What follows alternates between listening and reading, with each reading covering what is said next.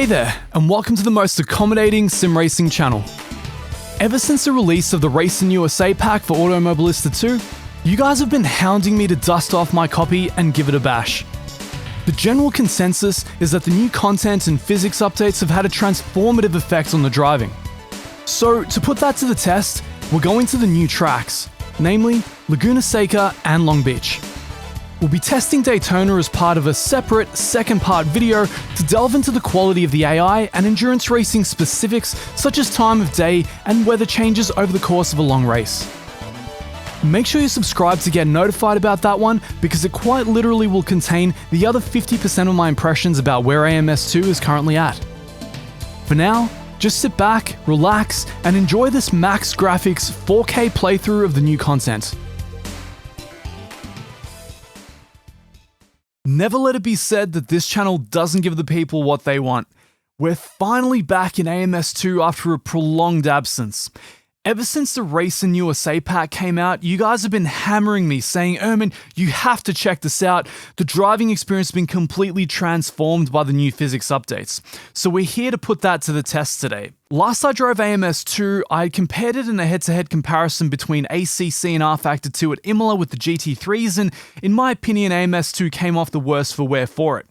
So we're here today to see if it's made up any ground, how much better, if any better, it actually is, and what better way to do that than here at Laguna Seca in my favorite 720S GT3. Those of you who followed the channel recently will know that we just ran a community race here, so this is a track and a car combination that I know implicitly well. And of course, the reason that we're here is that we're going to try and set a world record on this stage with this track and car combination. So let's have right at it, then recap the experience after the lap ends. Alright, here we are, first lap of the day. We're of course trying to be as fair as possible to AMS2 here, so I spent the entire evening locking this down, trying to set it up before this hot lap to make sure it felt its best. So far so good, we got around that slow speed corner that used to be the Achilles heel of AMS. Car will tend to rear around on you quite a lot actually, so I've got to take it really easy, especially under braking at slow speeds. I still have a lack of confidence issue in AMS when it comes to that. It still seems to have that effect, contrary to ACC, where you can just kind of push the steering wheel past the scrubbing, so past the limit of slip angle on the tires, and just kind of push the car into a high-speed slide, which is kind of interesting. Tends to make it more playable, more dynamic, but I'm not sure if it makes it more realistic necessarily. That corner far easier to take than in ACC. The margin for error seems far wider. We go through the carousel, the corkscrew for the first time.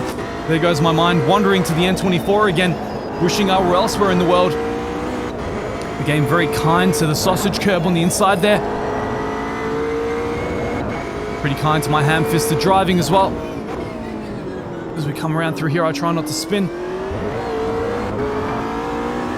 We try and get across the line. Try and shift correctly and see where we end up. 1:20.007. Where does that put us? Do we have a readout? There we go. About 70 milliseconds off the world record in our first lap of the day, ladies and gents. So let's quickly recap what that felt like, and I'll try and contrast this experience to the one that I know very well, primarily the one that you get in ACC driving the same track and car combination. So, that warm-up lap went a little better than expected. Notwithstanding that a whole heap of you guys are going to jump straight onto the time trials to massacre that time after this video goes live, the fact that I was able to just jump in and drive at a fairly competent level is a very positive nod toward AMS2. See, just a few months ago, I could barely even complete a single lap of Imola in the 720S without spinning at low-speed corners. For the most part, about 90% of my inputs felt like they correlated with what I was used to doing in the 720S in Assetto Corsa Competizione. Would I say it's at the same driving level? No. ACC is still more grounded, connected, and merciless to mistakes such as going off onto the sausage curbs. We also want to factor in that I got an initial lap time of 120 flat. That's a little crazy considering that a good real-world lap time around Laguna Seca in a GT3 car is in the 124s. Even GTE cars, a class higher, tend to hover in the 121s. So currently the GT3s are paced somewhere between DPI cars and GT3s, which is a notable way off. It's clear that either the BOP, physics, track, or all three need a little more work. That said, this is still a notable jump compared to where AMS2 was some months ago, so props to Reza for the good work. No more time trials, no more hot laps, just a nice talk and drive as we check out the new amazing and very, very bumpy Palm Beach track in one of my favorite classes of GT car out there, the GTEs, namely the Porsche 991 RSR, also known as probably the best sounding GT car of all time. So let's get straight to it. There are a few other things to talk about in this release, such as the new live track system. So similar to ACC and R Factor, the track can now rubber in over the course of a long race, which is an amazing addition. Adds to the dynamism of the racing experience, even though most people are just going to go for the heavy rubber straight off the bat, as I did here, just to kind of show you what that might look like. So Long Beach, of course, being one of the 3 new circuits, along with Laguna Seca, which we just checked out. And then Daytona. So one of the other additions to this is 40 years of historical weather. Now, that's very, very cool. For me personally, it strikes me as a bit more of a gimmick, unless you're trying to replicate a specific race that happened at a given point in time, in which case it's pretty awesome because you don't have to look at the weather conditions on any historical sites. That being said, cool addition. Not necessarily mind-blowing, but very, very cool. The driving experience is probably the more important thing to talk about here, especially in the GTEs. Now, out of the box, these drive to the quality level I would expect from Reza on open wheelers. They've finally begun to match what they give us with open wheelers, but with the GT cars. The traction loss feels more progressive. I feel like there's more usable range on my pedals, and I do have very good pedals, so there's a lot of progressive range on there. The one negative I still experience here, in contrast to the other sims that I drive, namely R Factor 2 and ACC, is that the brake still wants to kind of rear around the car. Especially at low speeds, it's kind of difficult to trail brake without losing the rear end of the car, especially if you're driving on the limit. It gets into this point where you go into this slide where you just cannot recover it no matter what you do. Now, this could be largely due to my driving as well, I'll grant that, but it's not something I experienced to this effect in any other sim. Is it better in this version? 100%. Way easier to drive the car on the limit, way more fun as well. You can probably tell I've got the force feedback jacked way up.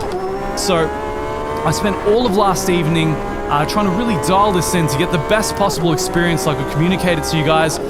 Went through several different settings on the DD1, several different settings on the game itself, landed on something that is very, very moderate.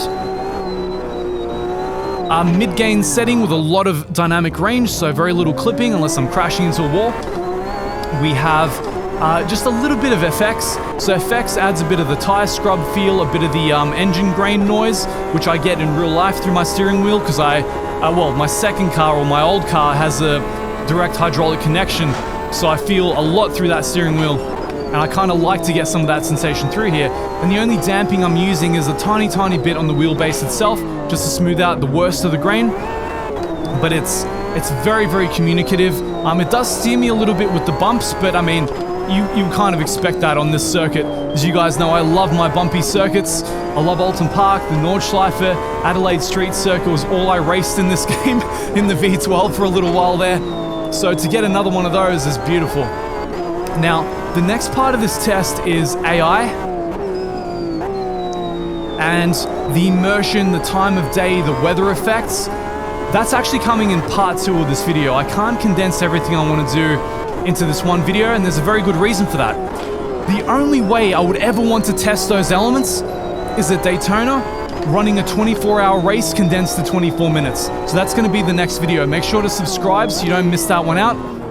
That is going to be in my favorite GT car of all time, the Corvette C8R, as we drive around a multi-class race, prototypes, GT3s, GTEs, and DPI as well. So, you know, it's funny, I didn't expect this to happen, but it's like AMS is starting to, or at least it's trying to give R Factor a run for its money as a top endurance sim.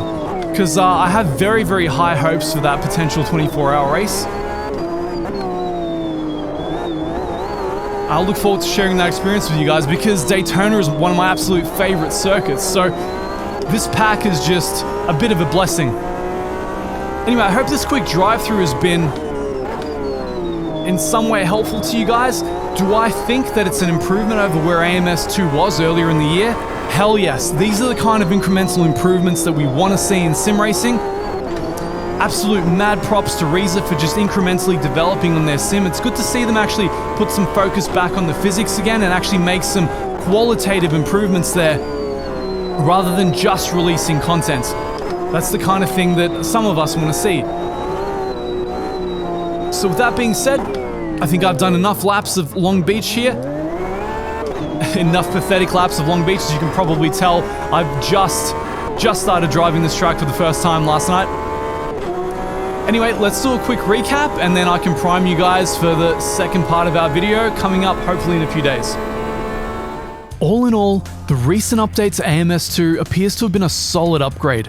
While it doesn't fix all of the issues intrinsic to the Madness engine, it is definitely a step in the right direction and seems to make the sim more drivable and enjoyable.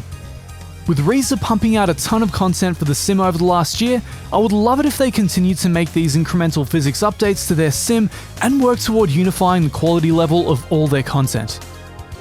We haven't tested out the state of the AI, weather effects, and time of day changes, and that's of course because those are coming in part 2 of this video via our 24 hours of Daytona test.